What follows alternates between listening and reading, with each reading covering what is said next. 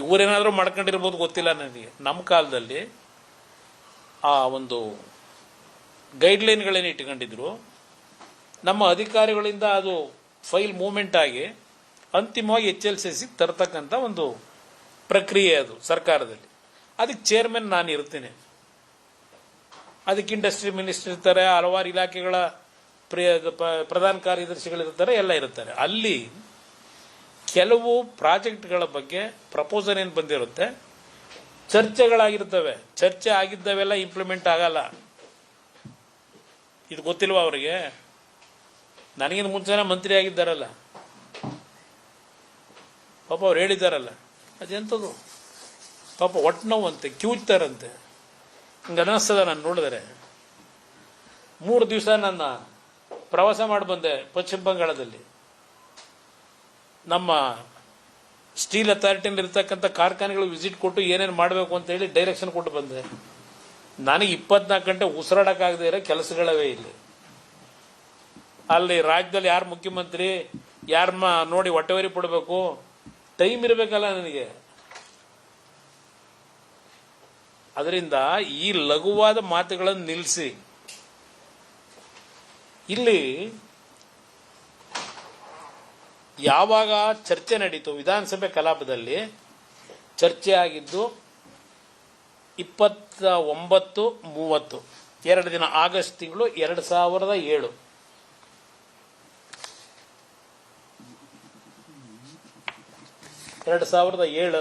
ಇದನ್ನು ಕೊಟ್ಟಿದ್ದೀನಿ ನಿಮಗೆ, ನನ್ನ ಮಾಧ್ಯಮದ ಸ್ನೇಹಿತರಿಗೆ ಇದೆಲ್ಲ ಕೊಟ್ಟಿದ್ದೀನಿ ನಾನು.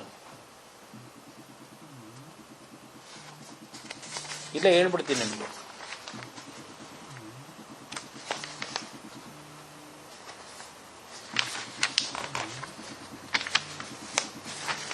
ಇದು ಹೇಳಿದ್ನಲ್ಲ, 29-30 ಆಗಸ್ಟ್ 2007 ಸುದೀರ್ಘವಾದ ಚರ್ಚೆ ನಡೆದಂಥದ್ದು.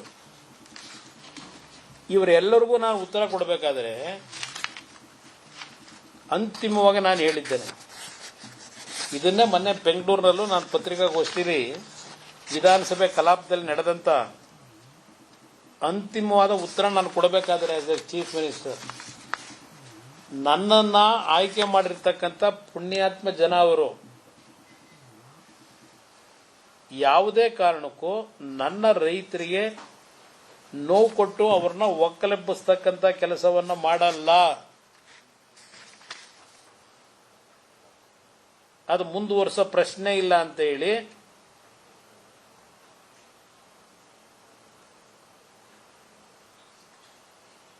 ಇಲ್ಲಿ ಹೇಳ್ತೀನಿ. ಇಲ್ಲಿ ಇವತ್ತೇನು ಹೇಳಿದಾರಲ್ಲ,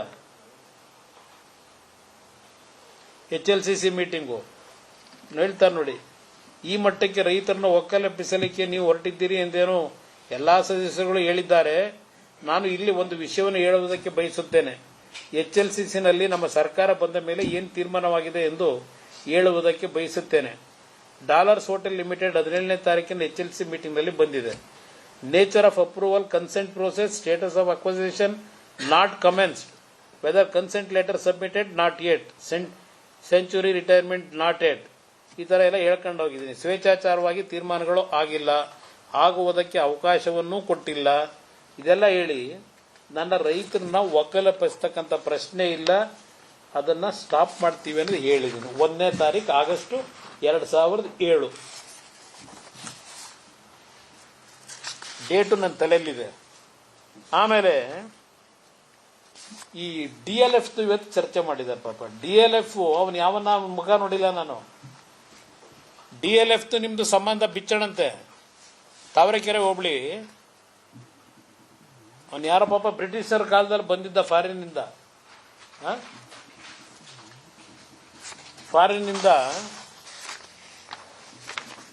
ಇದು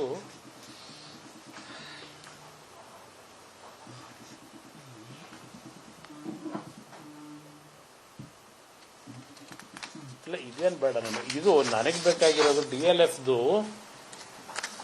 ನನ್ನ ಕಾಲದಲ್ಲಿ 100 ಕೋಟಿ 200 ಕೋಟಿ ಮತ್ತು 100 ಕೋಟಿ ಅಂತ ಎಲ್ಲ ಹೇಳ್ಕೊಂಡವ್ರೆ. ಈ ಪ್ರಾಜೆಕ್ಟನ್ನ ಚರ್ಚೆಗೆ ಬಂದಿದ್ದು ನಿಜ. ಈ ಪ್ರಾಜೆಕ್ಟು ಟೇಕ್ ಆಫೇ ಆಗಲಿಲ್ಲ.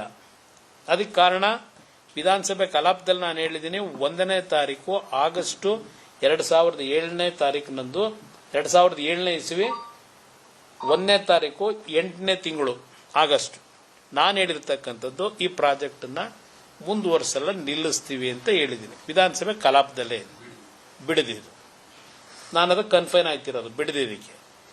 ಆಮೇಲೆ ನಾನು ರಾಜೀನಾಮೆ ಕೊಟ್ಟಿದ್ದು 9 ಅಕ್ಟೋಬರ್ 2007 ರಾಜೀನಾಮೆ ಕೊಟ್ಟಿರೋದು. DLFದು ಮತ್ತೆ ಮುಂದೆ ಟ್ರಾನ್ಸಾಕ್ಷನ್ ಆಗಿರೋದು ಯಾವತ್ತು? ಬಹುಶಃ 27-29ನೇ ತಾರೀಕು ಮೇಲೆ ಆಗಿದೆ, ಅಕ್ಟೋಬರ್. ಅದು ರಾಜ್ಯಪಾಲರ ಆಡಳಿತ, ನವೆಂಬರ್ ತಿಂಗಳಲ್ಲಾಗಿರೋದು. ರಾಜ್ಯಪಾಲರ ಆಡಳಿತ ಇದ್ದಾಗ ನನಗೆ ಸಂಬಂಧ ಇಲ್ಲದೆ ಇರೋದು. ನಾನಲ್ಲಿ ವಿಧಾನಸಭೆಯಲ್ಲಿ ಆಗಸ್ಟ್ 1ನೇ ತಾರೀಕು ಈ ಪ್ರಾಜೆಕ್ಟ್ ನಿಲ್ಲಿಸ್ತೀವಿ ಅಂತ ಭಾಷಣದಲ್ಲಿ ಹೇಳ್ಬಿಟ್ಟಿದ್ದೀನಿ. ಇವರೆಲ್ಲ ನನ್ನ ಮೇಲೆ ಗದಾಪ್ರಹಾರ ಮಾಡಿದ್ರಲ್ಲ, ನಿಂತೋಗಿದೆ. ಆಮೇಲೆ ಮುಂದೆ ಬಂದಂತ ಸರ್ಕಾರಗಳು ಏನೇನು ಮಾಡ್ಕೊಂಡ್ರು. ಈಗ 2007 ನಾನು ಅಧಿಕಾರ ಹಿಡಿದಿರೋದು, ಇವತ್ತು ಎಷ್ಟು ವರ್ಷ ಆಯಿತು? 20 ವರ್ಷ ಆಯಿತು. 20 ವರ್ಷದಿಂದ ಏನು ಮಾಡ್ತಾ ಇದ್ರಿ? ಮಿಸ್ಟರ್ DK ಶಿವಕುಮಾರ್, ನಾನು ನಿಮ್ಮನ್ನು ಮುಖ್ಯಮಂತ್ರಿ ಅಂತ ನಾನು ಹೇಳಕ್ತಿದ್ವೇ ಇಲ್ಲ. ಹೌದು, ಆ ರಾಜ್ಯಕ್ಕೆ ಇವತ್ತು ಅಂತ ಚಿನ್ನದಂತ ರಾಜ್ಯ ಅದು. ಈ ರಾಜ್ಯದ ಮುಖ್ಯಮಂತ್ರಿ ಅಂತ ಬಹುಶಃ ಜನವು ಇನ್ನೂ 170 ಜನ ಅಕ್ಸೆಪ್ಟ್ ಮಾಡ್ಕೊಂಡಿಲ್ಲ ನನ್ನ ಅಭಿಪ್ರಾಯದಲ್ಲಿ. ಮುಖ್ಯಮಂತ್ರಿ ಅಂತ ಹೇಳಲ್ಲ. ಮಿಸ್ಟರ್ DK ಶಿವಕುಮಾರ್, ನೀವು ನನ್ನ ಮೇಲೆ ಏನು ಅಪಾದನೆ ಮಾಡ್ತಾ ಇದ್ದೀರಿ? ಇತ್ತೇನೋ ಪೇಪರ್ಗಳು ಇಟ್ಕೊಂಡು ಏನೋ ಪಾಪ ಹೇಳ್ತಾ ಇದ್ರಿ, ಪಕ್ಕದಲ್ಲಿ ಅಕ್ಕಪಕ್ಕದಲ್ಲಿ ಬೇರೆ ಕೂರಿಸ್ಕೊಂಡಿದ್ರಿ, ಅವ್ರು ಬೇರೆ ಕಿವಿಲಿ ಏನೋ ಹೇಳ್ತಾನೆ ಇದ್ರು.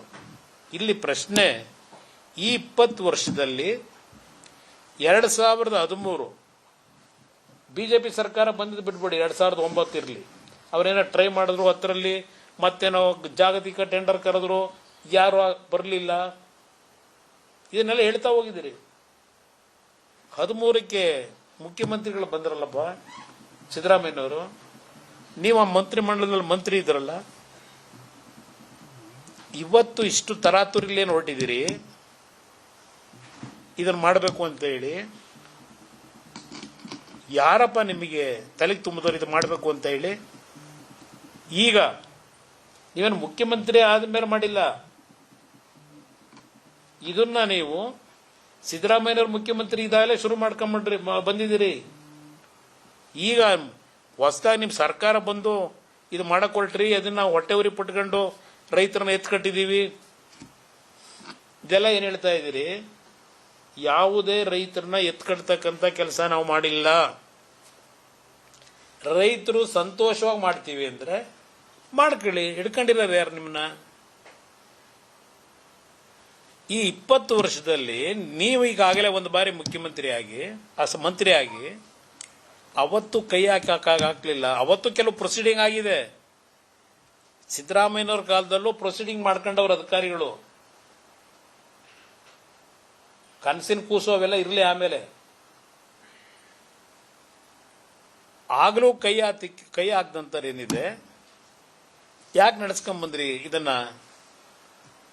ನಂತರ ನಾನು 2018 ಮುಖ್ಯಮಂತ್ರಿ ಆದೆ, 14 ತಿಂಗಳಿದ್ದೆ. ನಾನು ಈ ಕಾರ್ಯಕ್ರಮ ಮಾಡಲೇಬೇಕು ಅಂತ ನನ್ನದೇನಾದರೂ ಚಿಂತನೆ ಇಟ್ಟಿದ್ರೆ ನಾನು 14 ತಿಂಗಳಲ್ಲಿ ಮಾಡ್ತಿರ್ಲಿಲ್ವಾ? 14 ತಿಂಗಳು ನನ್ನ ಜೊತೆಲೇ ಇದ್ದಾರಲ್ಲಪ್ಪ ನೀರಾವರಿ ಮಂತ್ರಿಯಾಗಿ. ಯಾವತ್ತಾದರೂ ಈ ವಿಷಯ ಬಂದು ಚರ್ಚೆ ಮಾಡಿದ್ರ? ಬಿಡದಿ ಪ್ರಾಜೆಕ್ಟ್ ಬಗ್ಗೆ ಚರ್ಚೆ ಮಾಡಿದ ಬಹುಶಃ ಬೆನ್ಕಾನಹಳ್ಳಿ ಚರ್ಚೆ ಮಾಡಿರಬೇಕು. ಸುದ್ದಿ ಮುಂದುವರಿಯುತ್ತೆ ಬ್ರೇಕ್ ಆದ್ಮೇಲೆ.